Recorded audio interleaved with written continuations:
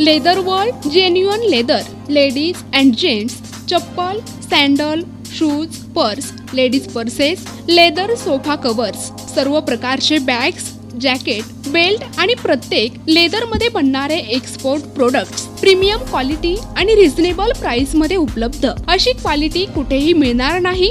लेदरची 100% guarantee. पत्ता Ahmednagar, bungalow number 4, BSNL office पाठीमागे, hotel अशोकाजवळ, अहमदनगर. संपर्क क्रमांक 9604 32 78 63.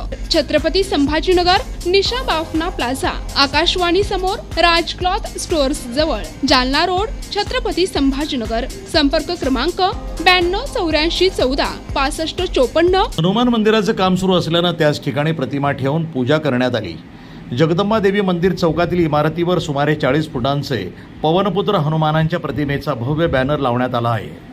सकाळी हनुमान जन्मोत्सव आणि आरती झाल्यानंतर हनुमान मंदिरामध्ये आणि जगदंबा माता मंदिरामध्ये नैवेद्य दाखवल्यानंतर श्री हनुमान सेवा समितीतर्फे पुरणपोळी, आमरस, सार, भात, भजी, पापड, कुरडई अशा महाप्रसादाचं वाटप झालं. संपूर्ण शहरातून 5000 भक्तांनी महाप्रसादाचा लाभ घेतला.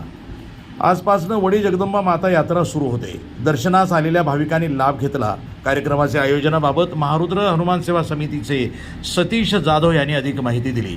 तसंच शहरातील विविध भागात हनुमान जन्मोत्सव साजरा झाला. कडगल्ली येथील दक्षिणमुखी हनुमान येथील मंदिरामध्ये पहाटे 5 वाजेपासून महाजलाभिषेक, महाआरती, पूजा संपन्न झाली. इथंही भाविकांना प्रसादाचं वाटप करण्यात आलं. विश्रामबाग, पाडा, दत्तनगर, इंदिरानगर आदी ठिकाणीही हनुमान जयंती साजरी करण्यात आली. 19 वर्षापासून अखंडित ही सेवा नियमित चालू आहे. दरवर्षी हनुमानाला महारुद्रातील अभिषेक केला जातो सकाळी 5:30 वाजता. त्यानंतर महाप्रसादाचं आयोजन केलं जातं.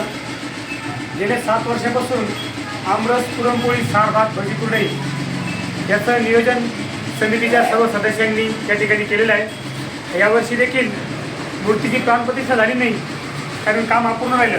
परंतु आमच्या मित्रमंडळाचा निश्चय होता की आपण खंडन करायचं नाही. कोरोना काळात देखील आम्ही हा उत्सव नेहमीप्रमाणे साजरा केला आणि आता का करायचा खंडन, मुलांची सगळ्यांची इच्छा होती म्हणून परत आम्ही प्रतिष्ठा झाली नाही. तरी यावर्षी सालाबादप्रमाणे आमरस, पुरणपोळी, महाप्रसादाचं आयोजन या ठिकाणी केलेलं आहे. भावभक्तांना दरवर्षी साधारण 4000 ते 5000 लोक महाप्रसादाचा लाभ घेत असतात. प्रतिनिधी दिगंबर पाटोळे, वणी, जिल्हा नाशिक, NTV न्यूज मराठी.